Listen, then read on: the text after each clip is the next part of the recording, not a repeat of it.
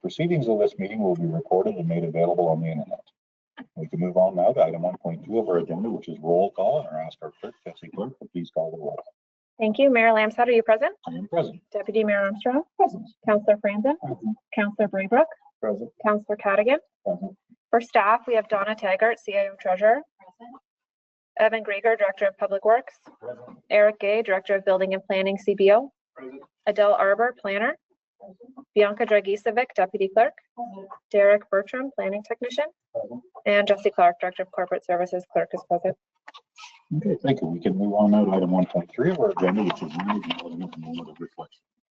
We respectfully acknowledge that Trent Lakes and Peterborough County are located in the Treaty 20 Mississauga territory and the traditional territory of the Mississauga and Chippewa nations, collectively known as the Williams Treaty First Nation, which include Curve Lake, Hiawatha, Alderville, Scugog Island, Rama, Beausoleil, and Georgina Island First Nations.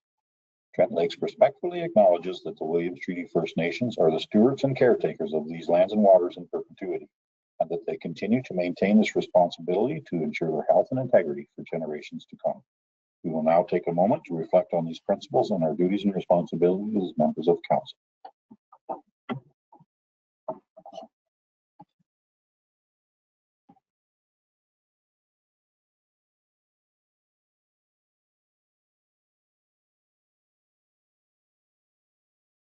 Okay, thank you. We can now move on to item 2 of our agenda, which is the approval of the agenda as circulated. See Councillor Franzen for a mover, Councillor Cadigan for a seconder. Any conversation about the agenda as circulated? I'm seeing none. I will call for the vote. All in favor? That motion is carried. Now we can move on to item 3 of our agenda, which is disclosure of pecuniary interest. If any member of council has a pecuniary interest on an item on the agenda, please disclose it now or anytime during the meeting prior to discussing anything on the item that you have a pecuniary interest in. I'm seeing no hands. We can move on to item 4 of the agenda, which is adoption of minutes. We have 3 sets of minutes to adopt. Does anyone want to speak about one or is it a motion? Go ahead. Motion to adopt all 3. Okay. Do I have a seconder for that motion? Deputy Mayor Armstrong for a seconder. Any conversation about the minutes? I'm seeing none. I will call for a vote. All in favor? That motion has carried. We can move on now to item 5 of our agenda, which is committees and boards. We have 2 committees and boards things to look at. Does anybody have any comments or questions or prepare to make a motion?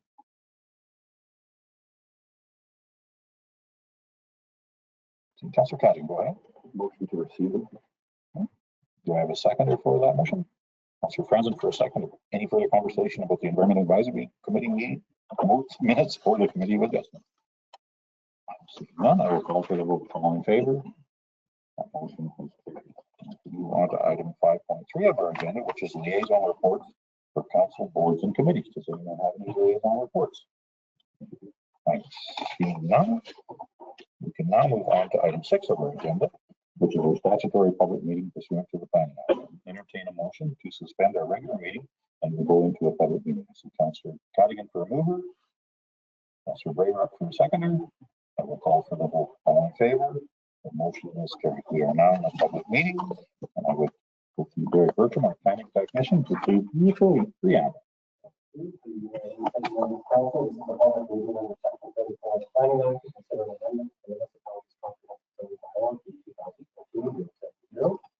And then with the public meeting, today's application contains private information circulated to all members within 120 radius of subject line, which is company's prior to this meeting, and assigned support posted on the subject line. And notice was also made by respective agencies, public bodies, and persons and wanting to notify the decision from today's public meeting must either inform myself or the clerk, and I will pass and will be elected and I will be method of to field the meeting. Because it was not sent in the proposal prior to the council of the bylaw and make approving that person may not be Okay, thank you very much, Derek. Please go ahead and introduce the file. Council. On today's agenda, we have zoning bylaw amendment 2526, submitted by owners Colin Graham and Julie Graham, located at 316 Alderville Road. The purpose of the zoning bylaw is to expand an existing single detached dwelling located in the yard The applicants are proposing to increase the ground floor area, which is defined as living space, by an additional 217 square meters, 233 square feet, to achieve a total ground floor area of 377 square and 4,500 square feet. This proposal results in a gross floor area of 502 meters square or 5,400 square feet at grade, which is a combination of living space and accessories. The amendment shall also recognize the existing detached dwelling at 14.38 meters or 47.18 feet from the high water mark, and the existing dock at the water's edge and detached accessory deck. The stage 1 and stage 2 archaeological report prepared by Irish Archaeological has been provided with the submission with a clearance letter from the Ministry of Citizenship and Multiculturalism, registering the archaeological assessment. The site plan agreement with the municipality that provides direction of municipal actions on the subject. There is a final report on today's agenda from the municipality's external planner, Chris Jones, which is in support of the rezoning, and comments from the municipality's park and recreation department and the Board of Finance School Board were received with no objections to the proposal. And that now concludes the summary of the zoning bylaw amendment for 2026. Okay, thank you very much, Derek Bertram. Is anyone in the gallery for or against this application? I'm seeing no hands. Is there anyone online for or against this application? Seeing No? no hands. Okay, does council, any member of council have any comments or questions? I'm seeing none. Oh, that's quite unusual. We must have a lot of information in that file, I think. So thank you very much, Derek Bertram. Now we can move on to item 7 on our agenda, which is business arising out of the statutory public meeting. And I would entertain a motion to reconvene our regular council meeting. Councilor Armstrong for a mover, Councilor Franzen for a seconder. I will call for the vote. All in favor? That motion has carried. We are back in our regular meeting. We can move on to item 7.1 on our agenda. And Derek Bertram, our planning technician, would you please speak to the file?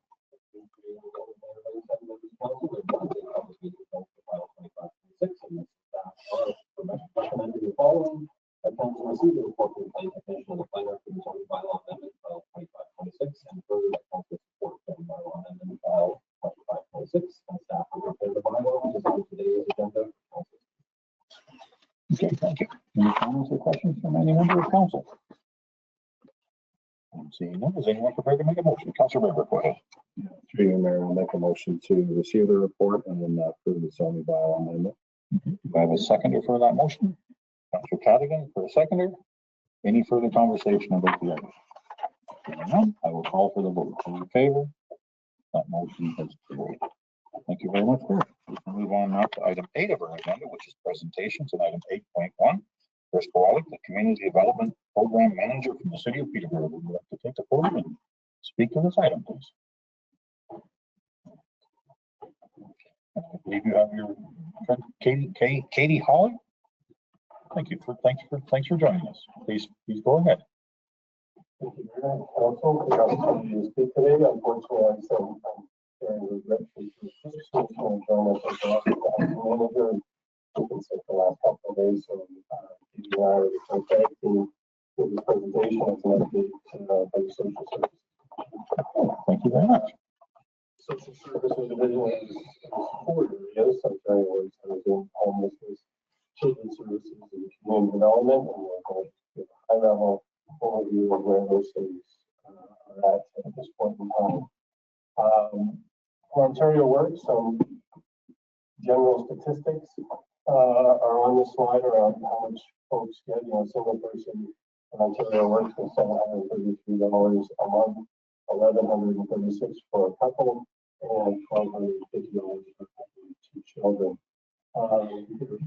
We see approximately 200 new applications for assistance each month, and the way we're trying to go, we're seeing less terminations of assistance. So the numbers are these numbers go up.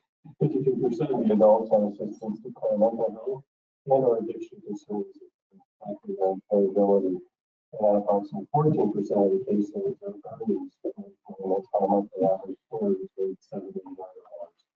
In 2025, 7.8% of our baseline claims to the earnings for employment.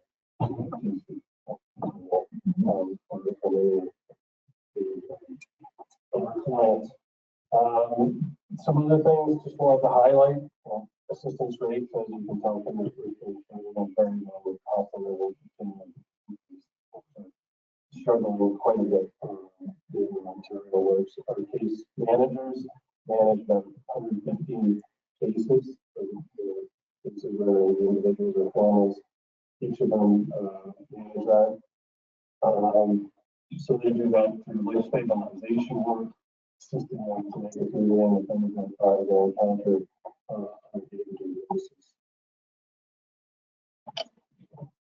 So, this just gives you a bit of a graph as to where the cases are going. No explanation, unfortunately, we try to figure out why there are marginal decline in the city for cases, whereas in the county, traditionally has stayed relatively static, but that is where the small increase in the number of clients has been experienced over the past few years. So this pie chart just shows you in June 2025 where the case was pretty down.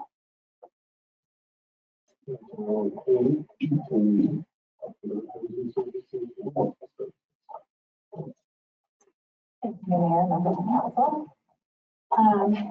So housing services is kind of where we see a bit of an intersection between like stabilization, as Chris was speaking with Ontario Works, and eviction prevention work that we do as part of housing. The City of Peterborough is a service system manager for both housing and homelessness. In our community, we have community housing providers as partners that we work with that offer both RGI, so rent geared to income, and affordable housing to low-income households. We have 15 providers in our area that offer this type of work. Peterborough Housing is our local housing provider, and they also operate 11 affordable housing buildings. We look after supportive housing, and that's where there's community housing that includes attached support. So other agencies will come into the housing units to provide support such as Forecast or Thrive Housing and Supports like PSW support into our social housing buildings. We offer municipal rent supplements, and those have drastically increased over the last several years as well. We've brought some rent supplements for low-income households in-house that we manage and provide. And as a service manager, we're obligated by the province to have a 10-year housing and homelessness plan that summarizes our goals of ending homelessness and creating and maintaining both housing in the city and county. And we're currently working on a plan that covers 2026 to 2036. We are hoping to come out and do some engagements with council and staff in township to also get some feedback from you guys around kind of some thoughts and goals for this plan moving forward as well. On the next slide, you're going to see what we call a housing continuum. So basically, this is a continuum of all the different types of housing, ranging from homelessness up to home ownership, that we try to maintain services for all along this path. It's not always linear, but ideally the community will always have housing options for every point of this continuum to meet the demands and needs of the community. In housing, we would look at kind of that area between transitional housing and affordable rental, so what's considered non-market housing. Transitional housing is housing provided incentives and partnerships with developers and landlords in the market to help people move out of homelessness into a transitional housing that would be time limited, but to help them get on their feet and stabilize before they're able to get their own permanent housing. Supported housing I mentioned previously is when we have outside kind of agency supports that partner within low-income housing to help wrap supports around folks that need kind of more support to live independently. Right here to income. The City of Peterborough manages the centralized waitlist for rent geared to income. Our provincial target that we have to maintain is 1,569 units of service in the community, both city and county. We have 14 providers of rent geared to income housing, as well as PHC, which is our local housing provider, and then PHC also has 11 affordable buildings as well that we oversee on the waitlist. The next slide, it basically kind of shows the overarching legislation requirements that we have to operate under. So again, the City of Peterborough is the service manager for housing and homelessness. And the Housing Services Act is what legislates and governs the oversight and operation of all social housing in Ontario. We have obligations under that act that we have to, again, maintain the 50 and 69 levels of rent through to income. And we have to provide affordable housing units to individuals and families in the community. Kind of what's next in our community is we have all of those housing providers are coming to the end of their mortgages on our RGI buildings. And so what we have kind of been given a bit more leeway in moving forward upon negotiations around those end of mortgages. So there's certainly legislative rules that allow us to negotiating amendments and new service agreements to keep the housing providers in our system. We don't want to lose, we're hoping to not lose any. Obviously, we need to maintain a level of housing and affordability for residents in our community that are struggling and places for them to live and be supported. So we are working currently on those. We have 5 providers that have expired and we're working on those agreements. We've signed 2. And over the next several years, all of those agreements will be coming to an end. So that's a priority of my work right now. And it allows us to have some kind of different funding approaches when working with them and trying to keep them in the system. So that's been good. The next slide shows all of the different social housing units that we have and operate in the county. So there currently aren't any in Trent Lakes. This is a list of kind of the different providers as well as kind of the priority groups that they serve in the counties. That's a quick snapshot. A lot of the communities that we have in the counties are generally targeted to seniors, but there are a few other mixed communities as well. And then the next slide is, I guess I'm going to put on my homelessness hat. So we're the service manager for both housing and homelessness. We also, there's a different spot on the housing continuum that you saw on the previous slide, which I think is also on the next one. So homelessness would look at the general areas between homelessness and including transitional housing. It has a range of housing options based on income and the form of housing. For the homelessness folks, we get to know at the top there.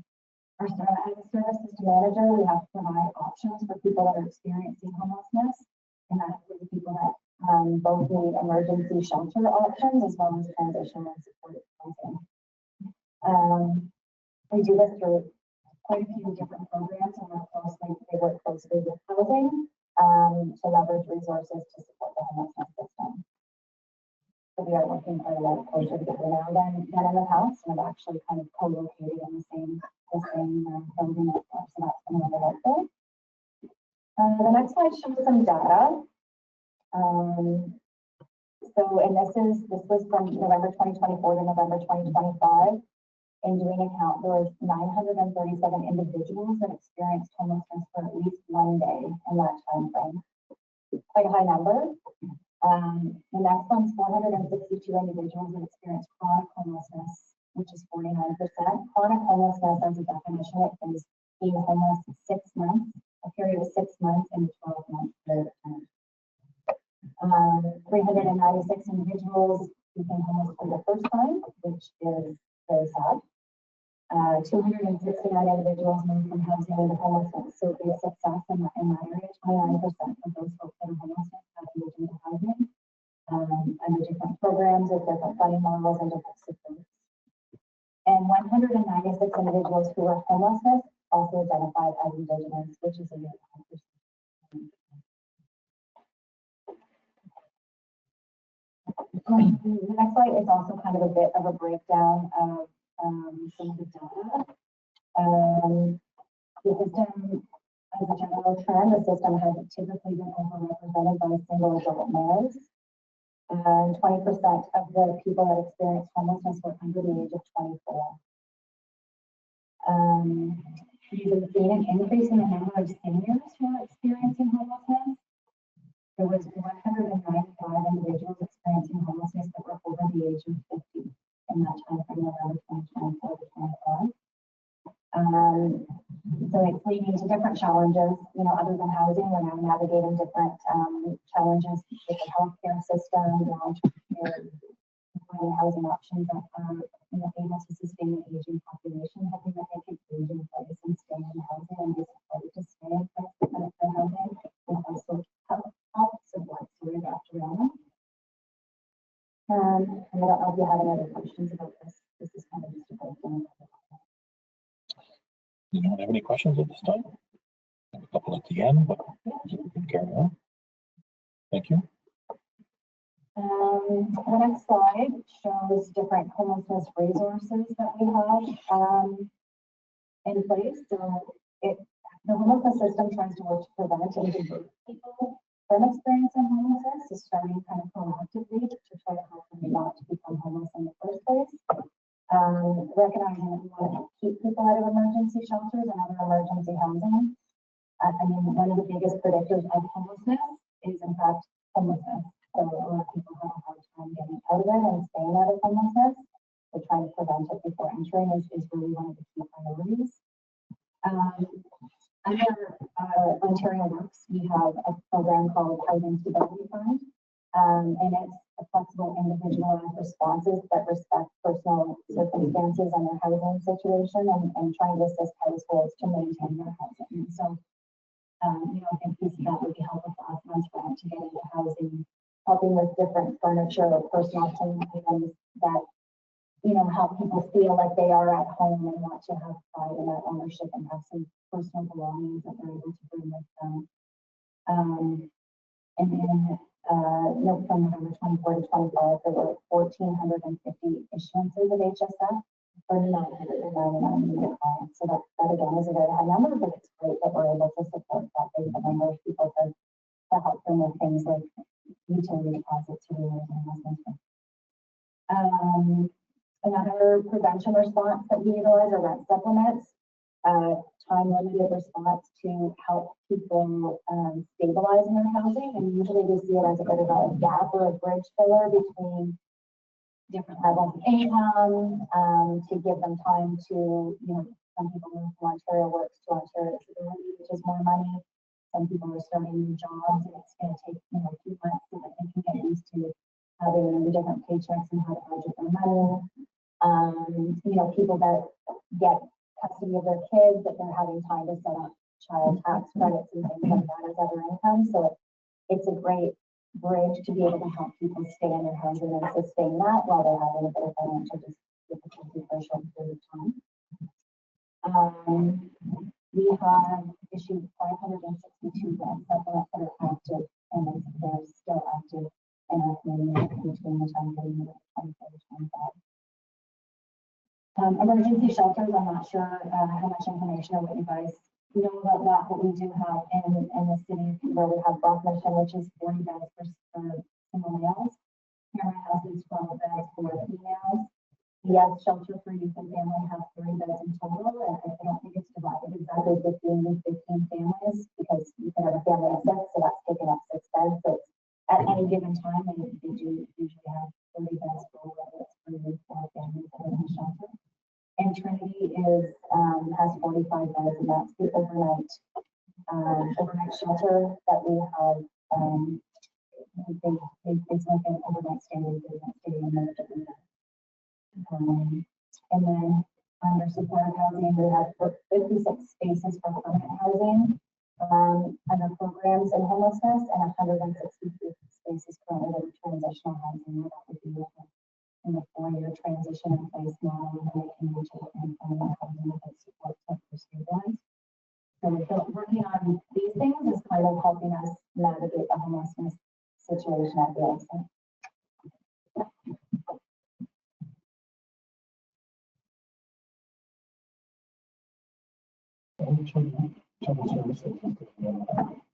Next couple of slides.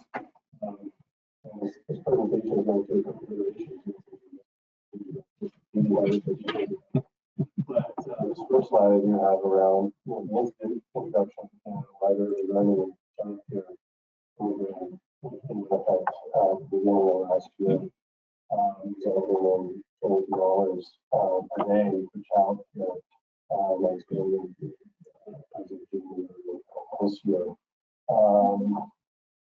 This support from the province or from the province and federal government was to supporting 396 new spaces from 24 and 26.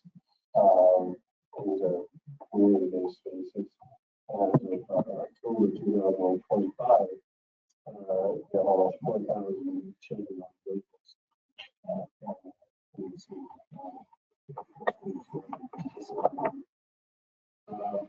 The funding for this year program was extended to the end of this year, not only in March. So that was a relief for our children's services and all child care centers across the city.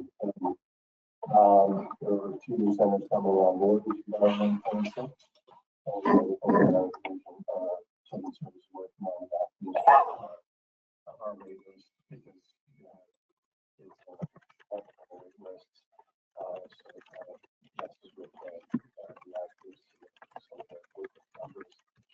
Next slide, please. I don't have the notes on. So the ministry did develop a new funding model. Previously, it was a revenue replacement model, where it's now funding based on need. So prior to this change, we're really struggling actually to make ends meet, and now they have far more stable funding. And this fund program also allows them to target the need the most, but it also assists in early childhood computers and workforce.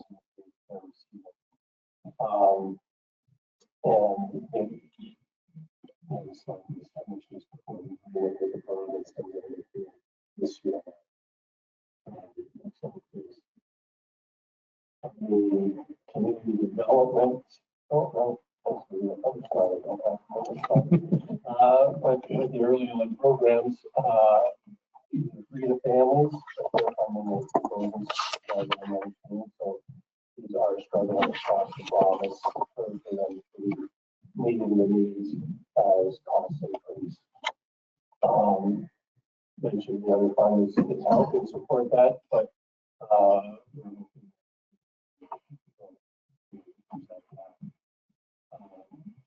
they're going to be rationalize their budgets and increases from the province. Next slide, please. So the community development side, something that was introduced 3 years ago, started 3 years ago, the pandemic, was the early hubs, where there are 9 locations across the government agencies to book space, and agency where our staff agency that serves any county book space and the location been utilized by many organizations. Like, Norwood, some of the most national organizations like the CMHA and the services. We did also pilot a drop-in program for that staff at 4 locations. We had no group program, very low participation. We stopped that one. We started our staff from an office once a week. And I want to for anybody who wants to go in any kind of social services, human service,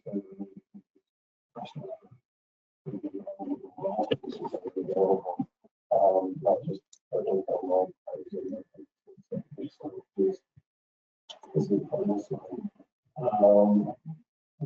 we introduced county specializations, and then we used that as moved away from that, but now we introduced this over a year ago. We have 5 townships that have dedicated staff. We are actively recruiting. We don't have a municipality. We are recruiting at this point. We just brought on just confirmed. So we're working to grow that, and we're having quite a bit of success with introducing this. Length, but also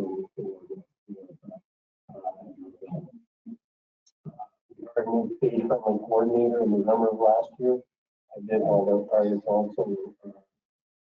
We do have an online directory, but seniors are one of the issues that high demand for printed material. We realize that everything says 2025, it's out of date once you print it.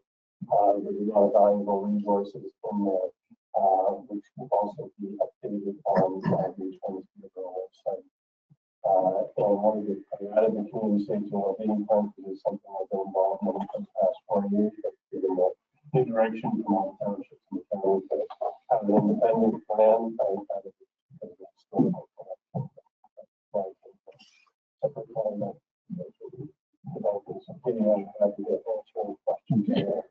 Thank you very much, both of you. Does anyone here of council have any comments or questions? Councilor Braber, go ahead. Thank you, through you, Mayor. Thanks very much for presentation and the booklet, information book. I appreciate it. Back to your Ontario Works caseloads pie chart. It shows Trent Lakes at 65, so I assume that's 65 cases.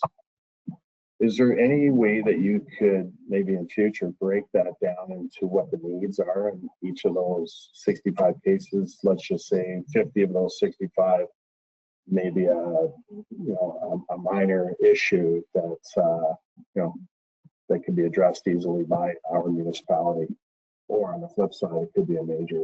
So it would help. I think it would be helpful to identify trends and that sort of thing, so that we can perhaps get ahead of. Be proactive as opposed to reactive. So if that's possible, that would be helpful. Just have it broken down just a little bit more, so we can be laser focused. What we need to do as a municipality in cooperation with the county. Sure. Through the mayor, and Katie, you may have more on this. Our staff are focused on the most highest needs people that are in the caseload of the 3,500 that are there, that their focus is mostly on those of the highest needs, and those that only need a light touch can be dealt with differently. So I can try to break that down, look closer into the makeup of what that caseload looks like. It does fluctuate from time to time, but the experience with the townships has been that it's been relatively static. The percentage has been between 16% of the total caseload and 19 historically, at least for as long as I've been with the city. Right. I don't know if you wanted to add anything to that. Okay, thank you. Any other Thanks, comments or questions? Deputy Mayor Armstrong. go Yeah, ahead. thanks, Mayor Limson. Thanks very much, Chris and Katie. Building kind of on Councilor Braber's question. For the other areas, homelessness, housing, children's services, I know people move, people migrate, but can you paint a picture for us of what that looks like in Trent Lakes? For the most part, homeless people move to Peterborough and live there, although some of them stay here. Do you have any sense of the status of homelessness, housing issues, and children's services in Trent Lakes? Kind of paint a picture for us. You can do that. I mean, I can try. I don't, the one issue that I would have in painting a picture for Trent Lake specifically is that we don't have any RGI or affordable buildings specifically in Trent Lake. So that doesn't give me a very good idea as far as the low income need for housing or anything here. And of our wait list of 2,000 families that are currently on the centralized wait list, there's no buildings here to choose. So I wouldn't be able to say how many people are looking for housing in this area as well. As far as homelessness, I don't think we had any breakdown in county areas for homelessness data. Typically, we would see a homeless trend closer to supports and services. So homelessness is traditionally lower in the counties because it's further away from any supports, doctors, support agencies that are more centralized kind of in the city downtown type area. So you don't see a lot of homelessness navigate to the counties. Homelessness in the counties would look more like couch surfing, living with family, you know, in a room, potentially living like in a trailer on someone's property. And I mean, our hope certainly is that we would get notified or someone's calling our office in regards to that to see what kind of supports we can put in place to help them if they're not in a safe, affordable situation as far as housing goes. But as far as like the data and specific numbers, I wouldn't have any more information than that. Sorry. And I think further to that, I think if someone does experience homelessness in the county, they usually head into Peterborough. That's where all the, you know, the services are, all where Yeah. they can get help. So Yeah. Unfortunately, that is reality, I think, so for many. Yeah, and again, if people are experiencing homelessness in Trent Lakes, then hopefully there's a family member or someone in the community that is reaching out to say that they've seen, you know, someone tenting or someone living in their car. And we do get those calls, and then we're able to kind of support them with whatever needs they have and where they're at in that moment. We have a good sense of community here. I think we do look after each other a little better than some areas. Any other comments or questions? Councillor Franzen, go ahead. Yeah, just want to make one comment about homelessness and housing. Most people here in this area and the Galway ward wouldn't be gravitating to Peterborough. They would be gravitating towards the city of Fort Lake. Yeah. True. It would be closer for sure in proximity. Yeah. Okay, any other comments or questions? I just have a question about the 20-year mortgages that kind of threw me for a loop. So that's when those buildings are paid for and they've experienced their 20 years, they no longer have to maintain as affordable housing, or is that new rules? Sorry, they actually are 30-year mortgages. And without going into a huge historical discussion of housing, they used to be operated by the province. In 2000, they were downloaded to the municipality. And so there's been funding to help with mortgages and stuff like that. So when the mortgage ends, it's kind of renegotiating new agreements to try to help them stay operational and sustainable with taxes, insurance, you know, staffing, costs for capital needs and repairs, very aging buildings. And it's much cheaper to try to maintain these aging buildings with capital repairs and different ways to help them operationalize as it would be to build new. So our negotiations will involve 10-year agreements to try to figure out what type of funding model we can put in place to help them keep afloat in operating affordable and rent geared to income housing. Yeah. Thank you very much. Yep. Anyone have any comments or questions? No, that's paints a pretty grim picture at times, but at least you know that people are getting help when you see all those numbers, that you're helping many, many people in all our communities. So I thank you for the passion that you both have, obviously. So thank you very much for the presentation. Okay, that's great. Motion to receive. Do I have a second for that motion? Deputy Mayor Armstrong, any further conversation? Seeing none, I will call for the vote. All in favor? That motion has carried. Just want to thank you very much for your presentation. Very well done. Thank you so much. Okay, now we can move on to item 9 of our agenda, which is delegations. Item 9.1, it's Brenda and Rodney Medill. Would one of you like to come to the podium and do your delegation? You have 10 minutes, so. Please introduce yourself so we know. Yeah, sure. I'm Tasha Medill, daughter to Brenda and Rodney Medill, so I'm speaking on their behalf today. Well, thank you very much. Go right ahead with your delegation. Thank you. Just got to pull it up.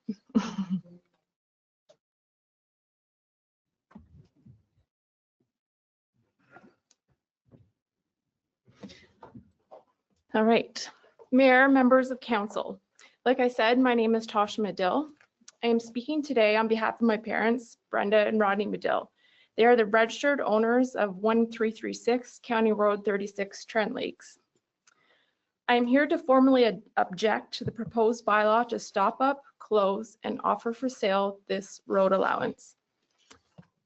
Closure of this right-of-way would materially restrict access to 2 portions of my parents' property. The land running along the west side of the allowance and a triangular parcel on the east side. Due to the steep natural grade of the land, there is no reasonable alternative vehicular access. As a result, this closure would effectively prevent reasonable and established use of these areas, including customary activities such as cutting wood. For these reasons, my parents respectfully request that the municipality retain ownership of this road allowance.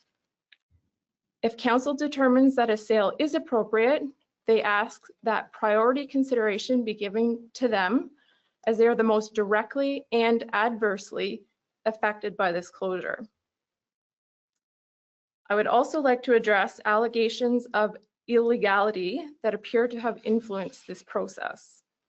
In a letter dated July 8th, 2025, claims were made suggesting improper or unlawful actions by my parents.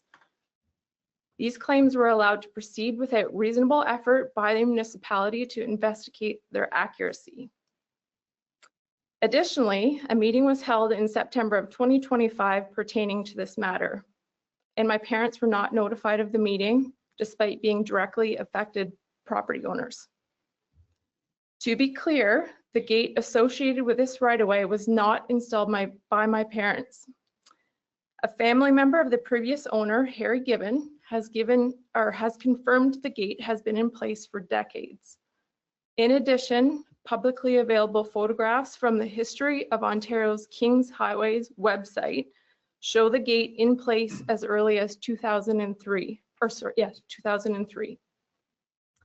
The links to these photographs were provided to the clerk. Municipal records confirm my parents did not purchase the property until 2013. My parents respectfully ask council to consider both the significant impacts by this bylaw would have on their property rights and access, and the importance of ensuring that municipal decisions are based on verified facts and a fair and transparent process. Thank you for your time and consideration. Okay. Thank you very much, Tasha. Does anyone have any comments or questions?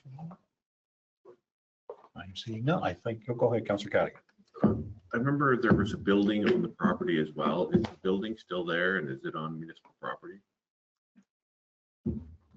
The building's in the photo as well. Yes. As of 2003. And I assume it's still there. Okay. Thank you. And I think we did have a picture of that originally. I believe it's attached. Okay. Any other comments or questions? Councillor Braber, go ahead. Through you, Mayor, just clarification on Councillor Cadigan's. There was a garage, was it? Is that what you're talking about, the garage structure? Go ahead, Jesse. Through you, I believe it's located on the Machula's property, and their delegation is next, so they may be able to provide more clarification on that. Okay, perfect. Thank you, Jesse. Any other comments or questions? Okay, thank you very much for your presentation. Thank you.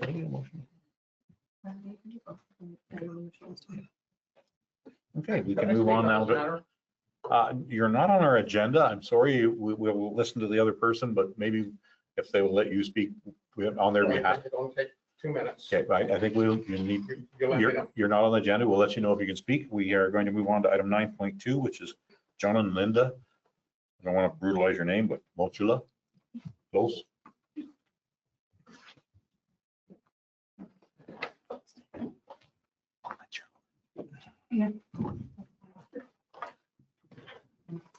Please go ahead with your delegation.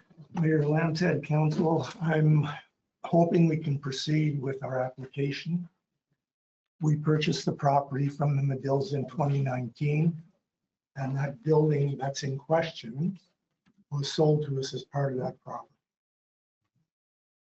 So here we are, right, fighting over who's bought and what's legal. We didn't know at the time We that it didn't was know at the actually time owned by that the was actually township. part of your property. Yeah, okay. We assumed it was sold to us with the property. We assumed it was our property. And we found out afterwards that apparently it's not. So we don't own the land, but we were sold the garage. So that's why we wanted to buy this portion of the land to solve that problem. We don't want to go down the road like 5-10 years and then all of a sudden try to sell the property and have a problem doing so because of this. So Make things legal.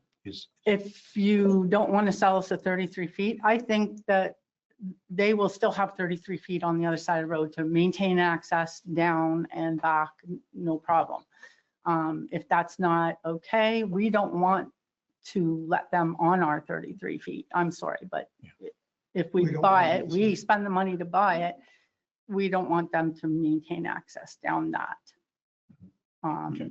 The townships will still own 33 feet and they will have full access regardless. We're not trying to stop that. Okay. We just don't want, and if it's our land, really, it's a safety concern too. We don't want people going on and cutting wood and so forth. Okay, I understand that. Councillor Graber, did you have a question or no? No, it's been answered. Okay. Anyone else have another question? Is there anything more you'd like to add? No. Okay. We just hope that things work out. Okay. Did you want to have the gentleman speak for you as well? Because as long as he's part of your delegation. He's lived in the area since 1990, so he's been around, he's seen the gate. The lock was put on the gate by Mr. Medill. We didn't put the lock on the gate. You know, as much as I hate to stand up for Rodney, he didn't put a gate up there. That gate was put up in 1964 by Bott Construction. So for somebody to send a letter in here accusing these people of locking a gate, claiming a road allowance, Rodney of putting up gates, okay, is ridiculous. The township also put in their letter that there's 20-foot drop-offs off the end of that road. There are 15 and 20-foot drop-offs. I went out this morning in the snow and measured them. I can't stand lying. Okay, it's not necessary to get your point across. I went to Arlen Telford, who worked with Bott Construction in 1964, because Nichols Court is old 36. And once they went and redid all the roads from Lindsay up to 36, then they had to put in gates to stop people from going into dangerous areas. That's why they changed the road. They also, the water concern that was in the last letter from the Fords. There's no water there that goes into Nisquazibbee. It drains into ponds and goes down to Oak Ridge Road. All right, and I know that because I think you would know. I'm quite familiar with that. You're quite familiar with it. Gate property, yes.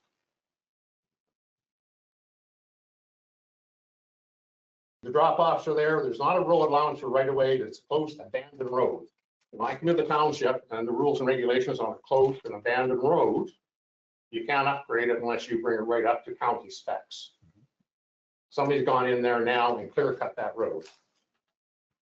So if you open the gates, do not lock it, and skidooers or ATVs or UTVs get out there, there's going to be a death. Death isn't too bad, it doesn't cost much. Somebody in wheelchair is a $4 or $5 million policy. All right? It should not, even if it's sold to these people, sold to the other people, it should remain closed. Either that or you put a green number on it, which stops ATVs. We had to do it on a driveway that I'm only involved in this because the same people wanted to come in and open up a right of way or call it a right of way, an abandoned road behind me, which does have 14-foot drop-offs. If you're measuring here, they're 20. I went out this morning and measured those too. If you're coming the other way, you're running into quick rock walls. So if you're going to sell that property, it still should remain gated. Okay. Okay, and I don't know why the township's thinking of keeping half. I don't know that it was keeping. I think it was just some way to solve this issue. And well, apparently the Fords have told Jim that the reason they want to be able to access down there is they want to sever land down there. Mm-hmm. You know, I think to me is what the issue is, that part. So, you know, it's neither here to me, that piece of property, except when I saw the letter and went, who gets to pass that crap around? Absolute lies and like, yeah. And I don't know, some of you interpretation. are familiar like you are with the country, No. what's going on. And you look at it and believe it because it wasn't disputed. But So Okay. that's why I come in. Okay, well, thank you very much for your comments, Jim. I saw that Appreciate it. letter and went, that's just derogatory. It's not necessary.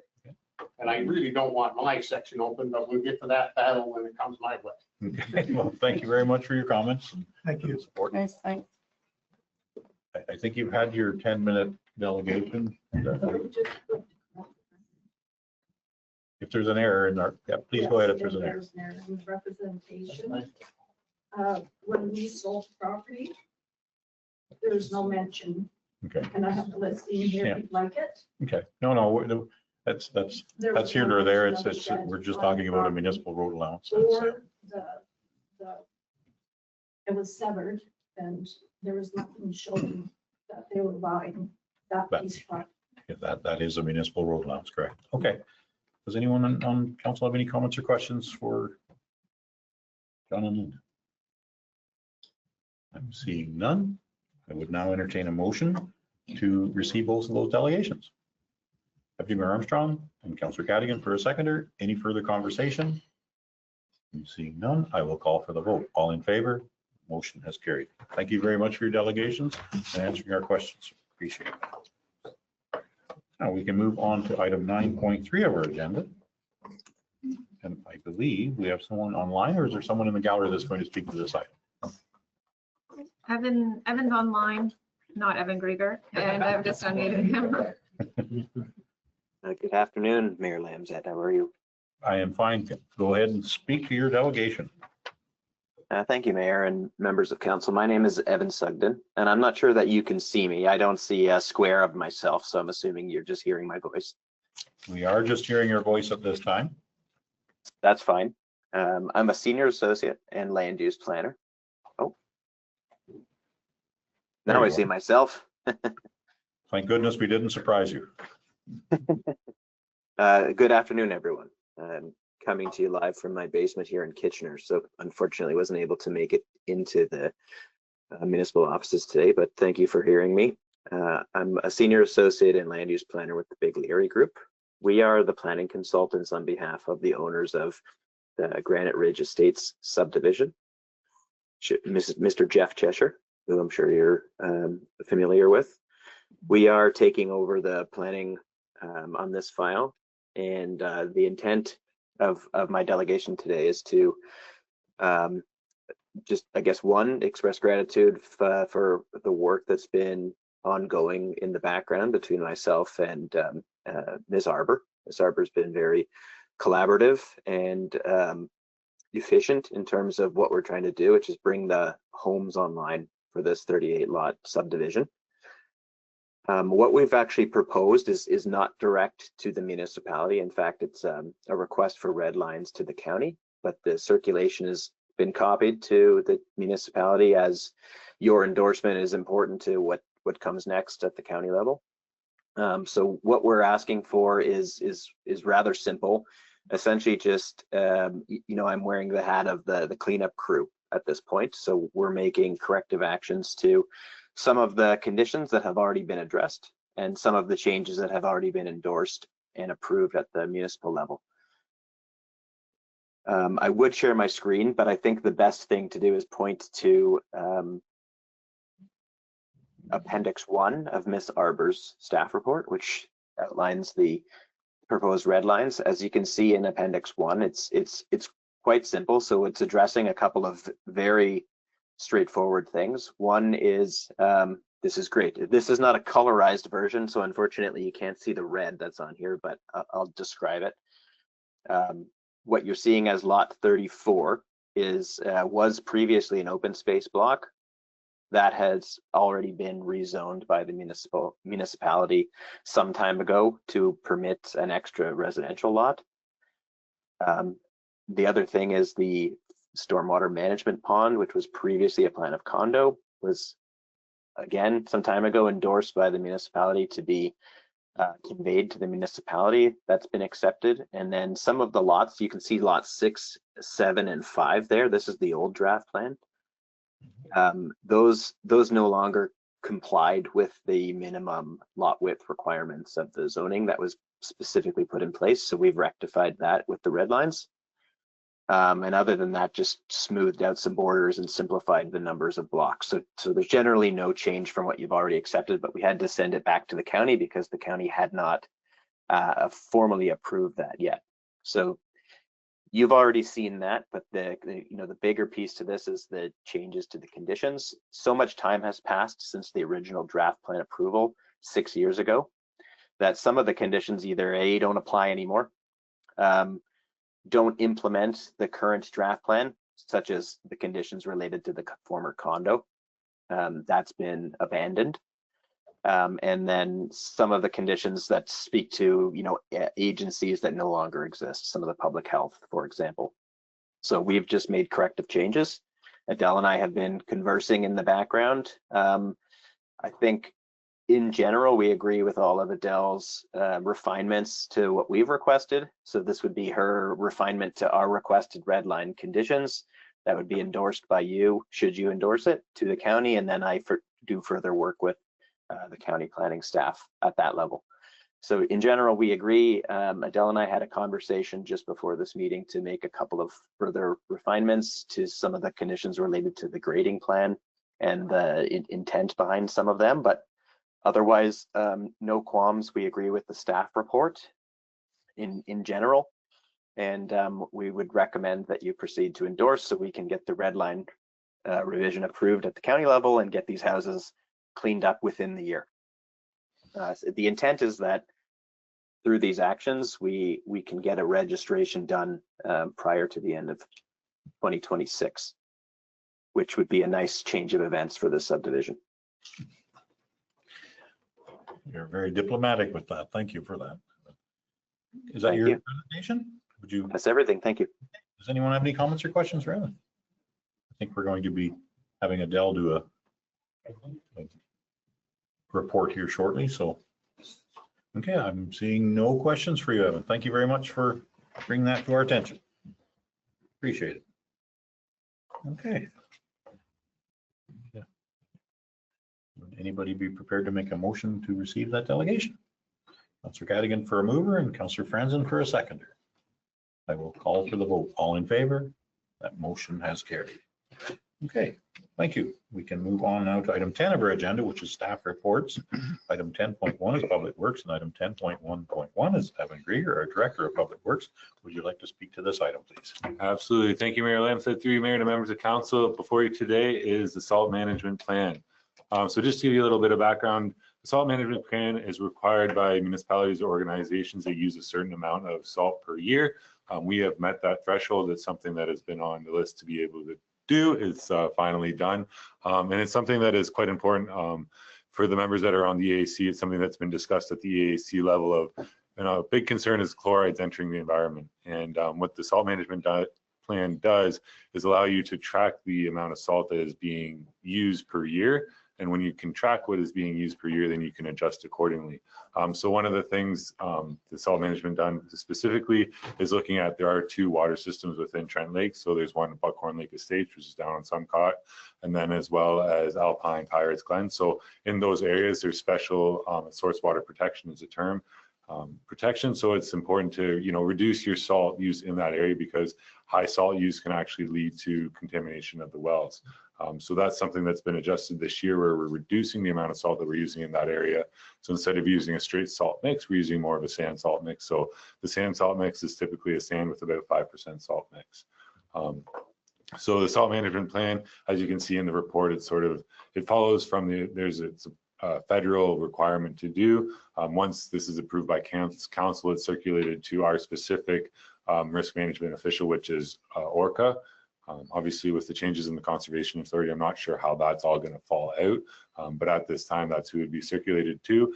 And as well in the plan, it talks about annual updates. So it's something that would be reviewed annually, and not only annually, but monthly. We're monitoring how much salt we're being used.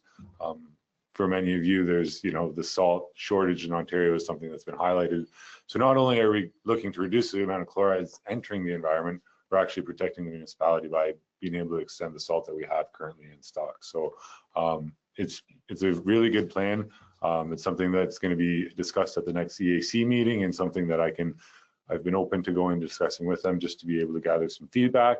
But it's something that's sort of, it's a requirement of organizations that use a certain amount of salt, something that the municipality didn't have. And now with your endorsement, we'll be able to have that in place.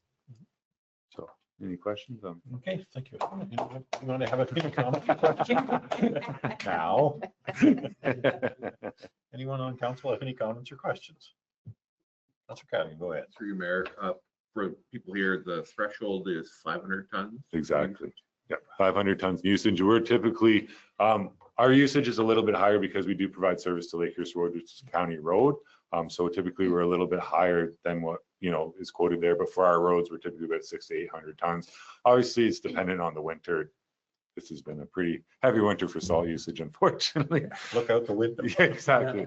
40% chance of flurries and you're getting an inch. So, but yes, the trigger is a 500 tons. So. Okay. Very good. Thank you for that. Deputy Mayor Armstrong, go ahead. Yeah, thanks very much. Thanks very much for this, Evan. It's quite enlightening, I think, for many of us. One of the concerns about overuse of salt is its impact on lake environments and the species that live in that. As an aside, when we did our lake inventory for the Environmental Advisory Committee, we found the levels of salt in all of our lakes well below any kind of concerning level. That's not to say that it may not be, it could be rising or whatever, but just as a current state assessment, we don't have a problem with salt in our lakes and rivers right now. And just to build on that, so typically you would see straight salt usage in more urban areas. So typically in the past, in the Buckhorn developed area, urban area, they've been using straight salt. So that's something where we've been going to the sand salt mix, because not only is it the built up area, it's actually the area that is right adjacent to Trent Severn. So it's important to sort of protect that. So. Good. Deputy Mayor Armstrong. Yeah, sorry, just a follow-up question. What about the county use of salt on their roads? I don't know that we've seen anything. So it's interesting you say that, because I was trying to find that their salt management plan on their website. I couldn't locate that. Yeah. One of the requirements within the Ontario minimum maintenance standards, this is when you get into the balance of the salt use. Because of our class of roads, we aren't required to get down to what they call bare pavement, where the county with the higher classes of roads are actually required within the minimum maintenance standards to get down to bare pavement. So they have to use salt basically to get that, because there's no other way to melt the ice off the roads. So, but speaking to their plan, I was actually trying to find that. I couldn't locate it myself. So whether they have that somewhere in their document library or something like that, I assume they would, but I couldn't specifically locate that. No, that's So fine. I think it's something that the mayor and I can follow up with the county council and just raise that as an issue there. So thanks very much. No problem. I'm sure they're far above the 500-ton threshold. Quite often put just straight salt on those roads. Yeah. You see the trees dying and things. Not sure that's the reason, but it looks like the reason. Okay, any other comments or questions for Evan? I'm seeing none. Is anyone here to make a motion? Councilor Braber, go ahead. Make a motion, the council receive the report and that council approves the salt management plan as presented. Do I have a seconder for that motion? Councilor Cadigan for a seconder. Any further conversation? I'm seeing none. I will call for the vote. All in favor? That motion is carried. Now you can. Thank you. Okay, we can move on now to item 10.2 of our agenda, which is recreation and facilities. We have none.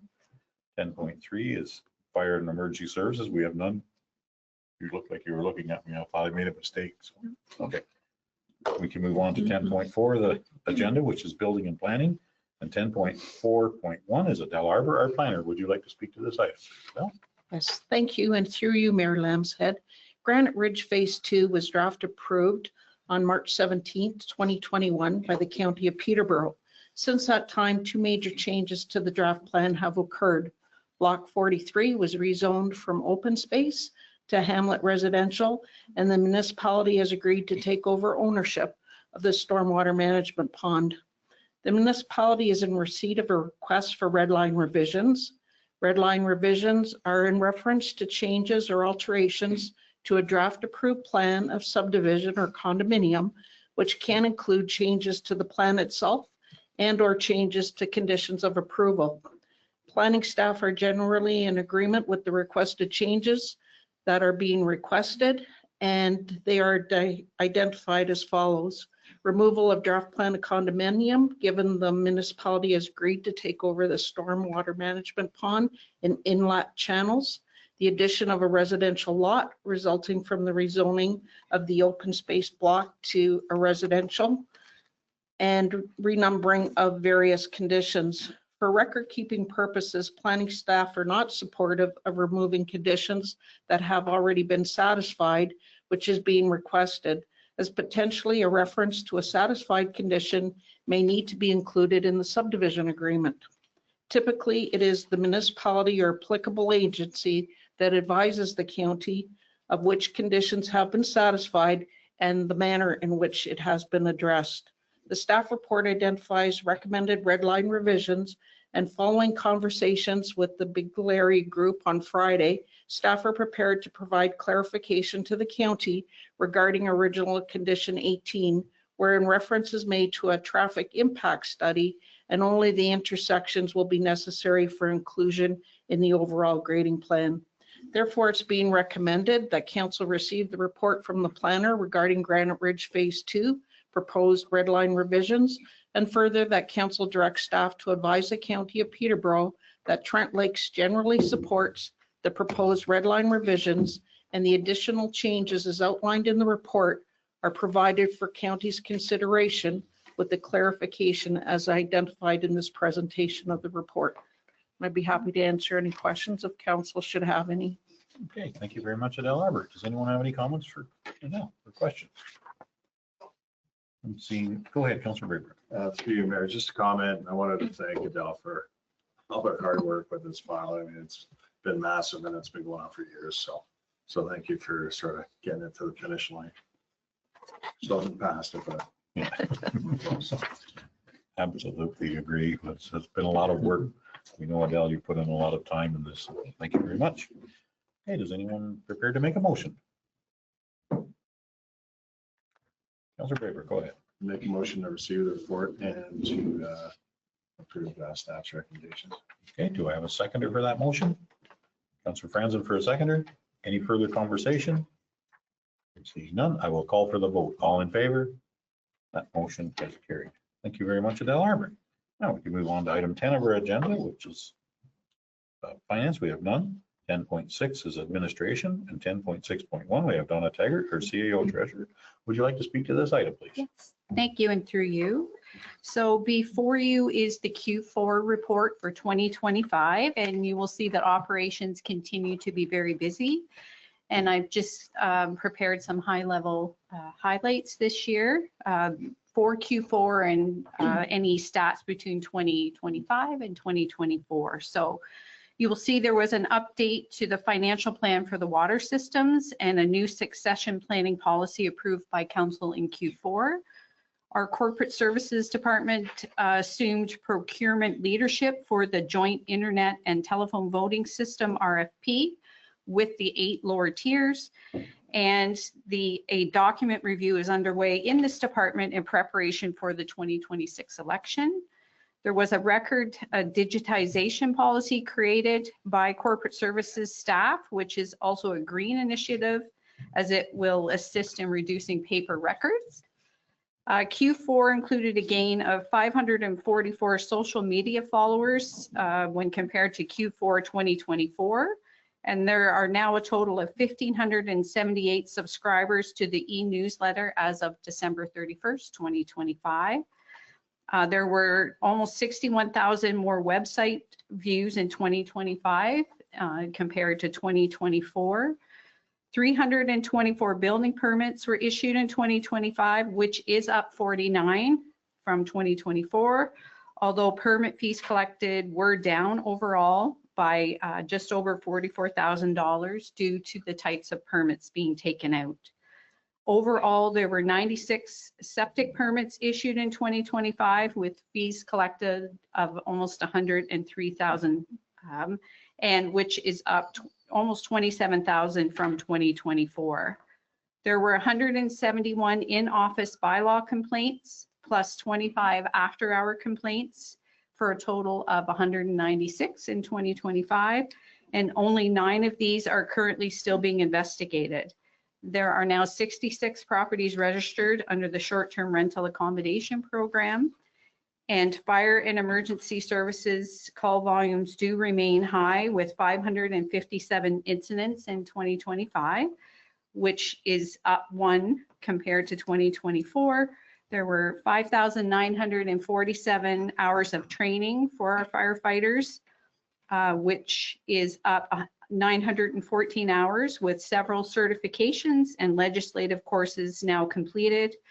And 2,245 burn permits were issued in 2025, which is up 377 from 2024. Overall, there were 1,278 tons of garbage taken, which is down 7 tons from 2024, and an increase in vehicle counts of 6,348. There were semi-underground organic waste containers installed at the Bob Cajun Transfer Station. I can let you know that all road work was completed in 2025, which includes the microservicing that was carried over from 2024. Construction of our new Buckhorn Fire Hall and Public Works Depot began last year and is now 15% complete. There were 1,450 work orders completed by rec and facility staff, taking 2,854 hours. And tenders for the Lakehurst Hall generator and Lower Bowl were awarded, and an open space promotion strategy passed. So just for your information. Thank you. A lot of information. Yes, sorry. I try to cover every department to some degree. Thank you. It was a two-sleep read, I have to admit it. Anyone have any comments or questions for Donna? Deputy Mayor Armstrong, go ahead. Yeah, thanks very much. I had identified a number of things that I thought were highlights. You had every single one of them. I just pointed out. And yeah, there were big increases in a number of areas. So quite a strain on our staff resources, but I don't think we had any deterioration of level of service at all. So congratulations to our staff for managing that workload and delivering on our service levels. Thank you. Thank you very much for that comment, Deputy Mayor Armstrong. Councilor Braber, go ahead. Thank you through you, Mayor. Thanks very much, Donna. The 196 complaints, is that up from last year or down? Yeah, it is up from last year. It's up. And Through, yeah, we have had quite an increase in complaints, particularly noise complaints, and dogs at large complaints have gone up significantly from last year. So it's been, I guess, people are getting a little bit more comfortable, and with the implementation of our cloud permit portal and all that, they're able to lodge their complaints without ever having to pick up the phone or leave the living room. So it facilitates that aspect of it. yeah, go ahead. And just, so of those 196 complaints, there's only 9 outstanding. Yes, So, I hear you. so I'd like to, thank our bylaw department for getting it from 196 down to 9. I'm sure there's some vexatious and frivolous complaints in there, but thank you for the attention to this, because I know it's important. The feedback that I was receiving the last 3 years was, was the use of complaining, because, there's not a lot done. So this is quite a reversal. So thank you for your efforts in that. Absolutely. I can't agree more. I see Duncan out on the road quite often and stop, have a quick chat and say hello. And make sure he knows he's supported out there. So, very good. Any other comments or questions regarding our Q4 summary?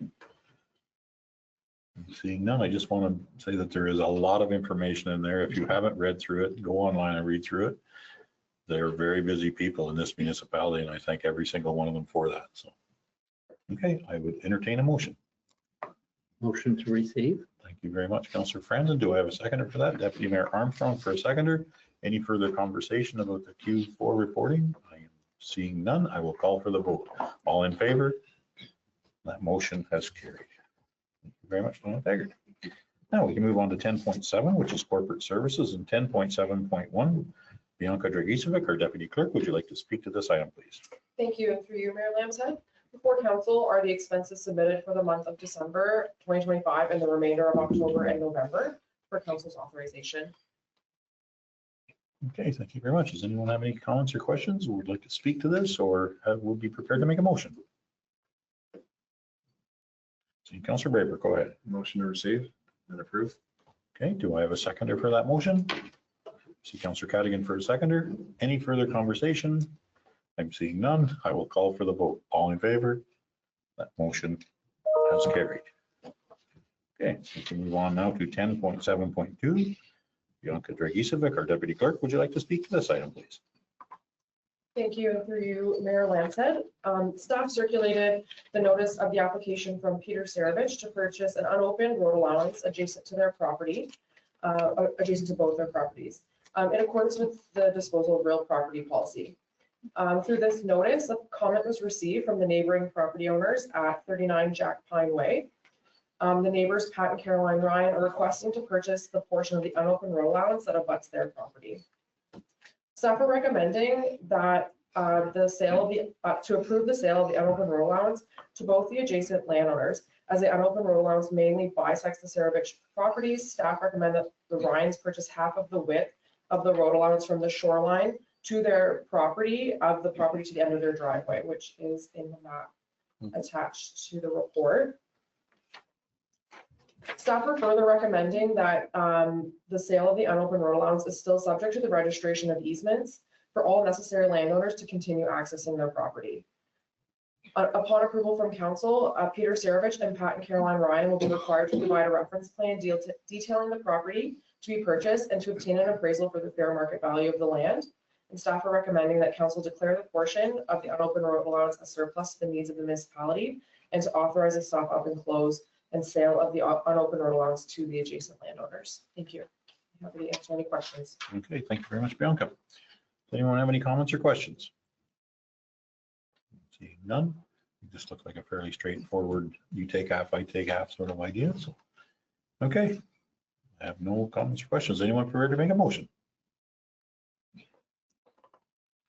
Councillor Franzen, go ahead. Yeah, I would support staff's recommendations and approve this report. Okay, we have a motion as recommended. Do I have a seconder for that motion? See Councillor Cadigan for a seconder. Any further conversation about the motion? Seeing none, I will call for the vote. All in favor? That motion has carried. Okay. Thank you very much, Bianca. We can move on now to 10.7.3 of our agenda, which is Jesse Clark, our Director of Corporate Services. Clerk, would you like to speak to this item? Thank you. Through you, Mayor Lambshead, at the October 7th regular meeting of council, council directed staff to proceed with the applications from John and Linda Machula to purchase half of the width of an unopened road allowance adjacent to their property. A notice was posted in accordance with the disposal of real property policy. Staff were contacted by the owners of 1336 County Road 36, who provided written comments and a delegation today. The old Burley Falls Bobcaygeon Road splits their property, and they advise that in order to access a portion of their property, they require the use of the unopened road allowance due to the topography of the surrounding area. In the staff report, two options were outlined: to deny the sale of the unopened road allowance, or to proceed with the sale of half of the width of the unopened road allowance. After hearing from objections from neighboring property owners, both at the October 7th meeting and today, about the sale of any portion of this unopened road allowance, staff are recommending that council deny the purchase. Thank you. Okay, thank you very much, Jesse Clark. Anyone on council have any comments or questions? I'm seeing none. Is anyone prepared to make a motion? Councillor Caddy, go ahead. Make a motion that we receive the report and deny the purchase for the land. Okay, do I have a seconder for that motion? Seeing Councillor Franzen for a seconder. Any further conversation? Seeing none, I will call for the vote. All in favor? That motion has carried. Thank you very much, Jesse Clark. We can move on to item 11 of our agenda, which is notice of motion. Does anyone have any notice of motion to put in? Seeing none, we'll carry on to item 12 of our agenda, which is correspondence for information. Item 12.1 is the Eastern Ontario Wardens Caucus.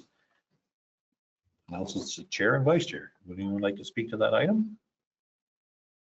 Councillor Braver, go ahead. Thank you. Motion to receive. Do I have a seconder for that motion? Councillor Cadigan, or Councillor Franzen, I'm looking right at you and called you the wrong name. My word. Okay, we have a seconder. Does anyone have any further conversation? I just want to say congratulations to Bonnie Clark getting re-elected chair of that committee. She does a fantastic job. She's everywhere and does almost everything.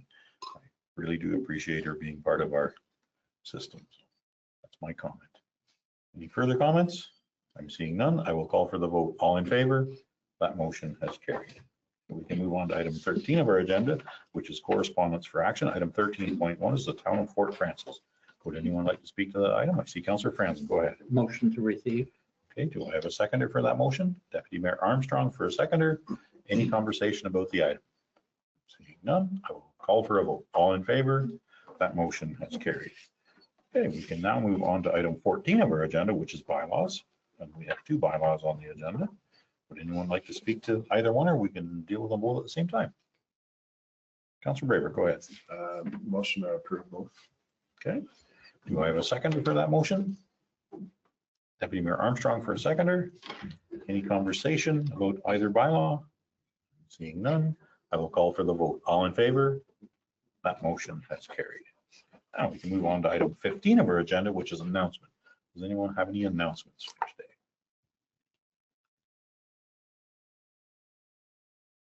Seeing none. I almost have one, but it's not quite, it's coming to fruition, but we need a meeting or two first.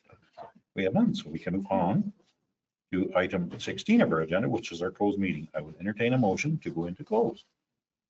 Councillor Cadigan for a mover, Councillor Franzen for a seconder, and we are going to go into closed under the Ontario Municipal Act, Section 239(2), to discuss personal matters about an identifiable individual, including municipal or local board employees, Peterborough County Recognition Award nominations, CAO recruitment, and D, labor relations or employee negotiations, CAO recruitment. And now I will call for the vote. All in favor? That motion has carried. We are going into closed for those reasons stated.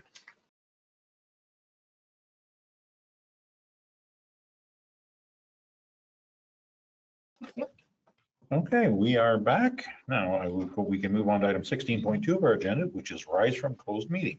I would entertain a motion to rise from closed. Deputy Mayor Armstrong for a mover, Councillor Cadigan for a seconder. I will call for the vote. All in favor? That motion has carried. We are back into our regular council meeting. And we can move on to item 17 of our agenda, which is business arising from our closed meeting.